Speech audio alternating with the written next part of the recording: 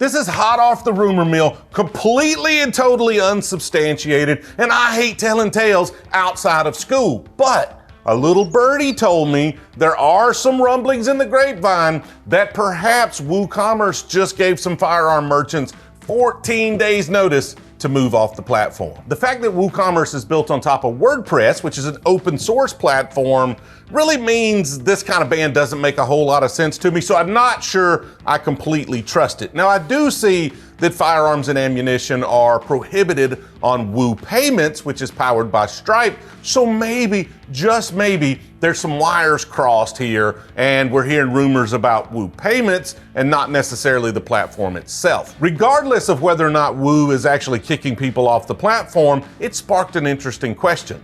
With a dwindling number of options out there, what are the best e-commerce platforms for a business selling firearms related items? Before we get into the platforms themselves, let's talk about the things that normally cause an e-commerce platform to not support the Second Amendment, or at least things you should be considering when you're looking for one. First, there's politics, obviously.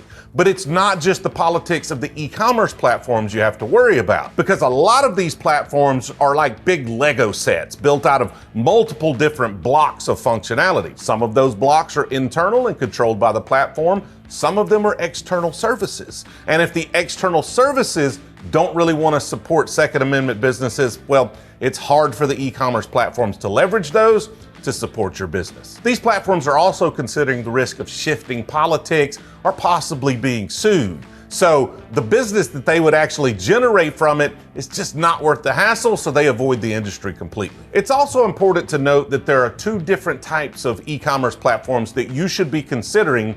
Each deal with these issues differently. And we're talking about open source platforms and software as a service or SaaS e-commerce platforms. For open source platforms, they're usually great because you've got options. You could go find a host that's Second Amendment friendly. You could then find the right payment provider for you and basically build your own little tech stack that supports your business. And then if something goes wrong with one of them, you're not ripping and replacing everything. You're just replacing that host or that payment provider or whomever's causing problems. However, open source is usually more costly long-term in both hard costs, like money, but also in just mental drain. Patches, updates, all of these different tech stack items that you've got to now manage that just drain your focus away from growing your business. On the other hand, with a SaaS platform, you get that lower cost, easier to maintain e-commerce experience you're looking for.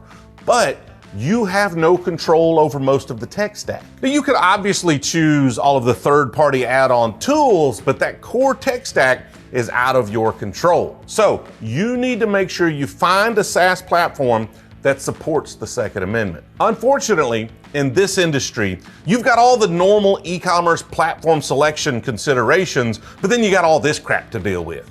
It sucks. We're about to go through some platform options that could work for you. But I didn't want this video to be an hour long, so it's not going to be a subtle and nuanced debate about the differences of all of these e-commerce platforms. I really wanted to just kind of talk about the firearm specific issues. So if you're trying to find the best platform for you and you really want a more in-depth conversation, there's a link in the description for a free consultation. I'm happy to advise. Just shoot me an email. We'll set up some time to talk. One of the main things I want you to consider when choosing an e-commerce platform is actually the popularity of that piece of software. And I don't want you to just be a lemming and follow along behind. You don't do it just because other people are doing it. But using an e-commerce platform that a lot of other companies are using typically means it has a large, healthy third-party ecosystem. And that is going to give you speed and agility.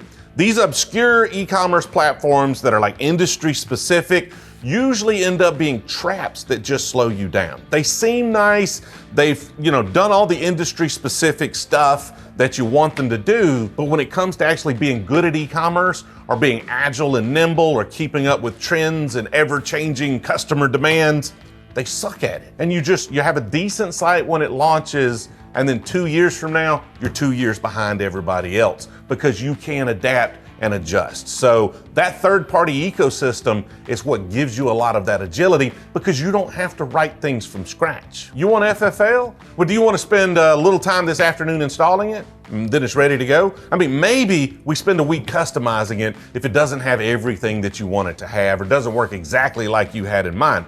Or do you want to spend a month or two writing it and then maintaining it for the rest of your life? Of course you don't want to go that route. Even if you find an obscure platform that has all the firearm specific functionality, what about everything else your business needs to keep up with e-commerce demands? You want the best email marketing software? Well, do you have to write that integration? Or are you limited to like one or two options that platform actually supports? Are there payment options that work? Are the 2 or 3 they have going to be good for you? Don't know. I mean, maybe they do. Maybe that'll all work for you just fine. But what if they don't? Then you're stuck there and you're slowed down because you've got to either move to another platform or you got to write a whole bunch of crap by yourself. So for my recommendations, I'm going to stick to popular e-commerce platforms that I think you should as well. First, let's look at WooCommerce. I'm just going to assume the rumors are not true, right? I don't have anything to substantiate them and they sound a little bogus to me. So I'm just going to assume it was WooPayments and not the platform itself. But despite that, it's still not a great e-commerce platform. Like, I just can't get on the Woo train. I want to. I'm sure it's great for some use cases. I've just yet to be able to find those. Now, can you get by with it? Sure. Can you make it work okay? Yes, you can. But every time I hear someone say they're on Woo, I just assume they have a lot of content and they're stuck with WordPress for some reason, and some IT guy just talked them into using WooCommerce. It's probably not factually accurate at all. It's definitely not factually accurate. I'm sure there are shining examples of folks that have built real e-commerce businesses on top of Woo. It's a bad generalization, but it's just kind of actually true for the folks that I've talked to that are on the platform. Like, everybody there is like, I'm stuck, please rescue me. But there are better options in every scenario for every business I've talked to, so I can't recommend it. And the next one we need to talk about is Shopify. Now, it's the first option that comes to mind for most folks when the word e-commerce platform comes up. Hell, people don't even know what e-commerce platform means have heard of Shopify. It may just be like Coke at some point. I mean, here in the South, like, can I get a Coke? Oh, we don't serve Coke, we serve Pepsi. I mean, that's fine. It's the same thing. It's cool, right? At some point, every e-commerce platform may just be a Shopify. I don't know. Like, that is just ubiquitous with e-commerce platform at this point, but it's not going to work for you. Both Shopify's politics and its tight coupling with its payment service make it very risky for any merchant that's in an industry with shifting public opinion or regulations. Now, I'm not just talking about firearms, CBD, vape, like really anything with a lot of government regulation is extremely risky on this platform, and you're just asking for trouble by being there. They're notorious for giving you super short notices and moving you along. And that brings me to your first good option, BigCommerce. It's an easy to use SaaS platform similar to what everyone loves about Shopify. However, it's not tied to a particular payment provider, so you've got options. Like, you could just pick a 2A friendly option if you need one. Now, BigCommerce isn't going to go singing from the mountaintops that they're Second Amendment friendly, at least not from a corporate standpoint, because we all know how people love to cancel things these days. However,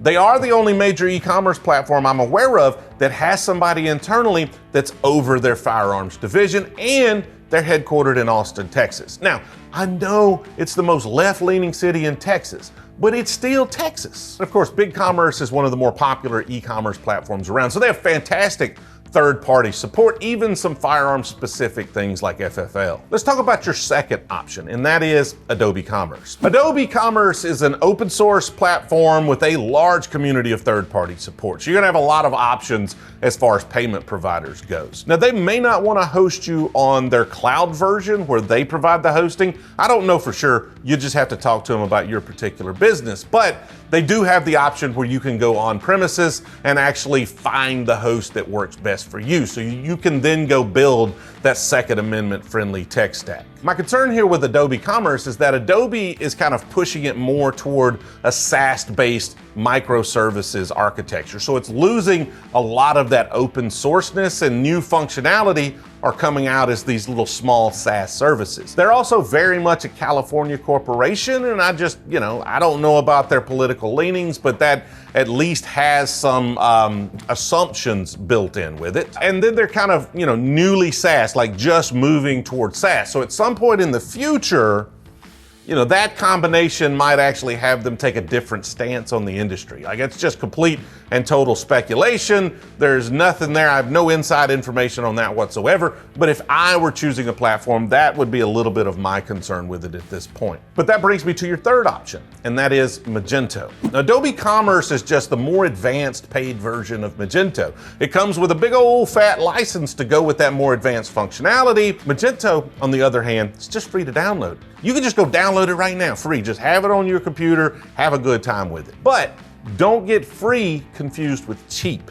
This is very much an enterprise e-commerce platform that requires constant grooming and feeding. If you don't need the additional functionality that comes with Adobe Commerce, this can be a much more cost-effective solution if you decide you want to go with an open source option. Although there are some concerns around Magento right now as well. It's very much a platform in decline, right? The numbers don't lie. There are a lot of merchants moving away from it. It is not as popular as it once was. Now, it's still a great e-commerce platform with great third-party support. You'll have no trouble finding developers and support with the platform to get your site off the ground, and you're going to be able to build a wonderful e-commerce experience with it. But Adobe has very much fragmented that community, and the future of the platform seems pretty uncertain at this point. Now, they haven't officially announced anything. I mean, quite the opposite, actually. Anytime you ask them, they're all pro Magento. Yay, we love Magento. Everything's great with Magento. But try finding any evidence of its existence on the Adobe site. Hell, just go ahead and go to Magento.com and try to find some evidence of Magento's existence. Like, try to find the free version on Magento.com. Adobe Commerce is a thing, Magento's the free thing. You could go to Magento.com, which should tell you about the free thing. See if you can find something about it. Yeah, don't even waste your time. Don't even waste it, because there's nothing there about it, right? So they're sending signals. We love Magento, but then they're also doing things to kill it off. Like, they've taken all of the wind out of its sails. So, Adobe's a big enough corporation to buy something like that for billions and then just get tired of it and throw it away. Like, they're big enough to do that. So I'm not saying they're gonna do that. I just don't know. I mean, with all the moves they've made there, the writing is kind of on the wall for this product, and the uncertainty is killing it. Like, they don't have to do anything to kill it. The uncertainty, the FUD alone, is slowly killing Magento, because people can't bake their futures on uncertainty. So they're moving on to greener pastures where there at least seems to be some enthusiasm around the product. So I would have problems right now advising somebody to invest in that platform, just because I have no idea what the future holds, right? Like, they could end of life that thing at any particular time. They could just get tired of it. Like, you just don't know, but the things they're doing are not productive toward continuing that platform's development. I'm sure I'll get some hate on that one in the comments, but that's how I see it. Sorry, after going through all of that, I just realized that I only really gave you one good choice, and that's not what this channel's about. I want you to have options, and I want you to choose the best one. But it's just getting harder and harder to find an e-commerce platform that properly supports Second Amendment businesses. And I'm sure there gotta be some other reasonable options out there. So if someone knows of another platform that firearms merchants should be considering, let me know down in the comments. Y'all check down in the comments and see if there's some other good options, because I want to know about them. Like, there's a billion platforms and a new one pops up every week. I can't possibly know about every one of them. So I try to focus on the mainstream popular ones. Now, there's a lot of like headless platforms popping up and things like that. I don't know which of those support and which of those don't. So I don't know. I didn't mention any of those in particular, but honestly, headless is a very big particular thing that's really more for larger businesses or somebody that's trying to craft a really unique user experience. Of course, if you want to talk headless, and there's 1,000 other things you need to consider to identify which platform is right for your business, well, if you need help, click the link in the description, shoot me an email, free consultation, won't cost you a dime, happy to help, and I'll catch y'all in the next video.